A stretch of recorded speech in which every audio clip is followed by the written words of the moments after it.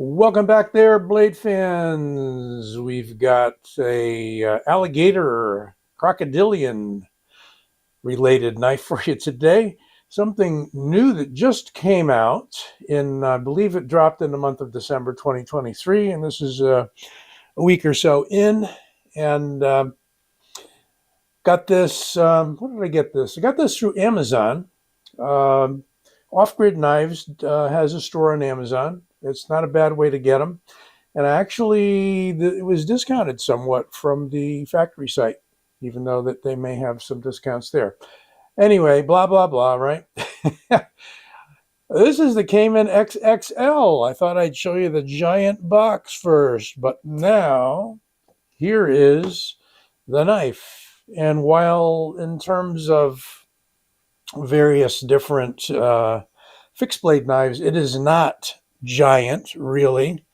But a 7-inch knife is considerably larger than some of the pocket blades I have been showing. So I was hoping I could get the whole thing in the frame, and apparently I just did. So good for me. It is a takeoff on this little guy, which was the first Caiman. That is the original with about a 3.5-inch blade, I believe. But you'll certainly notice the similarity in the blade shape. And look, even in the handle, they carried that flow of the handle through pretty well. Since then, there is a Caiman XL, which is a 4-inch blade. Let me just see what this blade is. I was guessing 3.5. Yeah, it's a little less than 3.5. But it's been a handy little EDCer. Nice little knife, deploys quickly, secure in the hand, jimping, all that good kind of stuff. And these blades, we're going to call them Bowie or Bowie style blades, because you do have that curved clip with that kind of halfway up flat grind. I believe it is flat, yeah. This has an excellent stonewash finish on it. This is the Desert Tan variety. They make a black variety with a black blade and stonewash blade with a black handle. I think those are the three different varieties. Really solid. And although the stock isn't super thick, it is not a lightweight knife. I will show you. By the way, this is Cryo D2, before I forget. There it is, mentioned on the blade there. Apparently they do a true cryogenic quench after the heat treatment.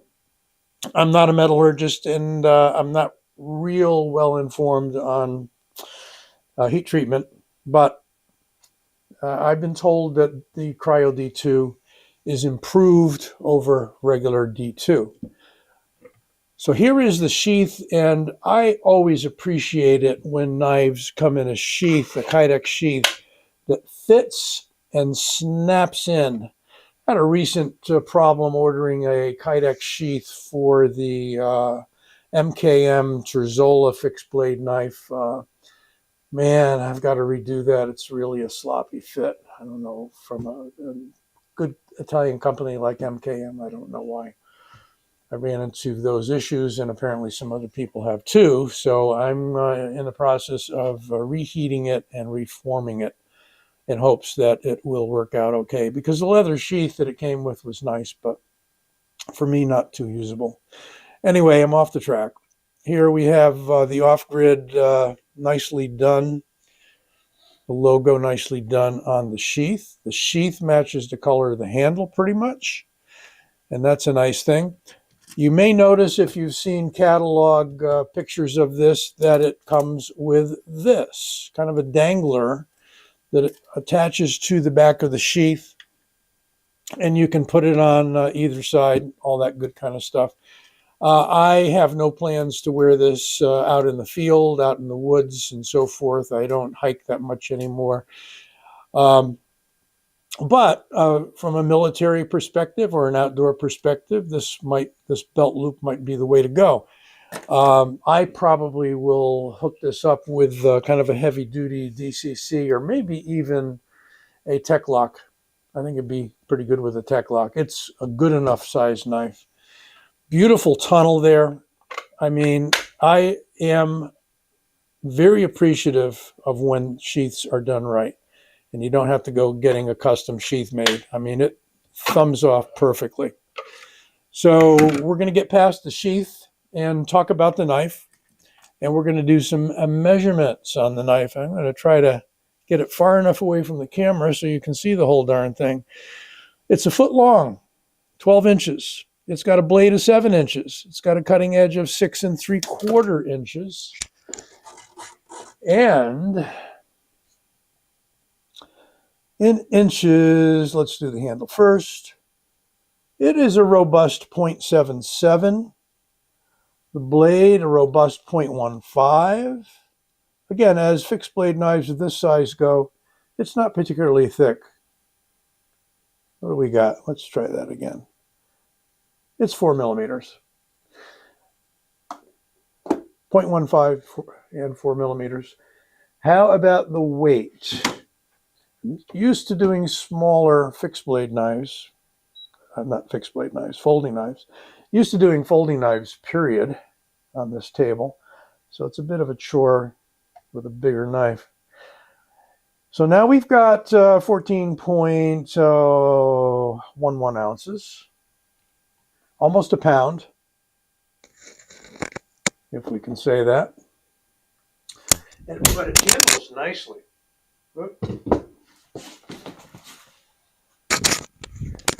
Microphone just hit the floor. Sorry, folks. It was clipped onto me, but now it is clipped back onto me. Sorry for the loud noise that might have made, but I'm not going to recut the video. We've got jimping. A good run of jimping. We've got how much jimping? We got like 2.5 inches of jimping. That is definitely sufficient. You've got a really nice sharpening choil, and I think they did a good job on that plunge grind. Comes down in the middle of that sharpening choil. You're going to have a good amount of steel that you can remove over the years, really depending upon how much use this gets, bushcrafting or otherwise. It's really kind of designed with combat flavor in mind, I would say, although I think it could be multi-purpose.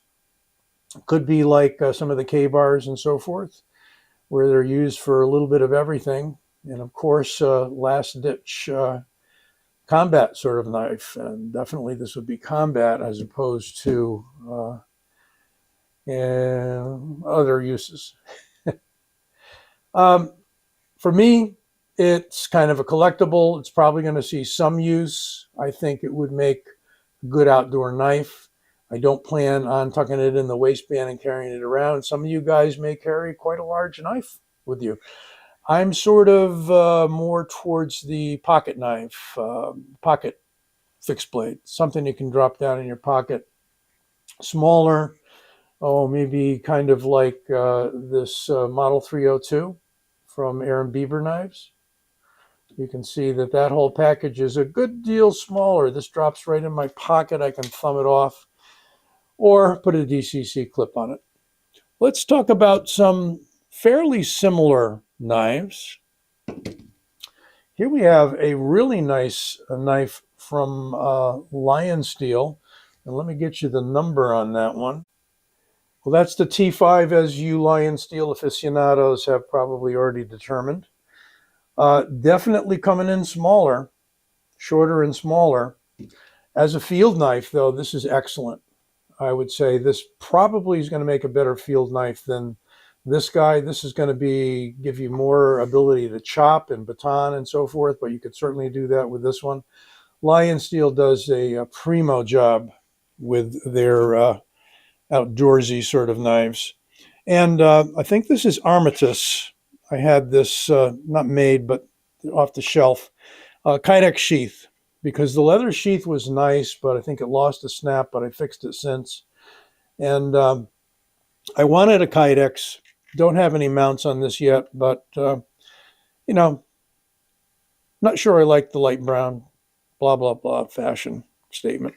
But also thumbs off pretty nicely. It's kind of a slow grip on it rather than a snap off, but, you know, that's okay too. What I'm finding with Kydex sheaths is a lot of it depends upon the shape of the first part of the handle that goes into it. Beautiful blade shape on this, a higher grind than on the Caiman XXL. Now let's get one more out here. This is an oldie but goodie. This is the Crosshair by Microtech. Beautiful knife. Really one of my favorite fixed blades. Let's put the T5 over there. Shorter, yes. Definitely robust. I think we're talking about at least a 5mm or more blade stock on this. It is a bayonet grind, you might say, with a useful serrations on the top. Pretty robust point. Fuller down the middle with ventilating holes. You see that on some of their out the fronts. And I'm not sure what the handle material is. It's sort of like an FRN. It's a molded material, but it is hard as hell. And 3 of their big tri-wing screws there. These are hard to come by, so I understand, particularly in that version of the Crosshair. Plenty in the pommel here for hammering. And did have a lanyard in there. It's around somewhere. Let's get back to the Caiman, shall we? And for a moment here, I just want to show you the sheath on this, how beautifully it locks in, and it does thumb off. Microtech does a great job with their sheaths. I think they realize that you need to have a good fit on your sheaths. Do I have paper? Is it sharp? I believe it is. Let's find out. Oh, man. That's sharper than a lot of folders I have out of the box, folks. That is really, really, really nice. Go away, paper. So for about 90 bucks, I think, 90 to 100, I'll leave you the link that I bought it from on Amazon.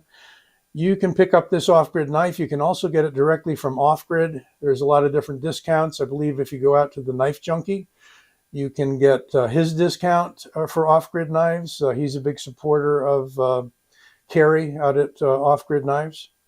And they make a really solid and sound product for not a whole lot of money. And you may or may not like the idea that it's made out of D2, but I think it keeps the cost down. These are made in Taiwan, and they seem to be doing a great job with a lot of the knives that are made over there. That's all I got to say. Hope you enjoyed this review. Don't forget to give it a like and subscribe if you haven't already. Take care.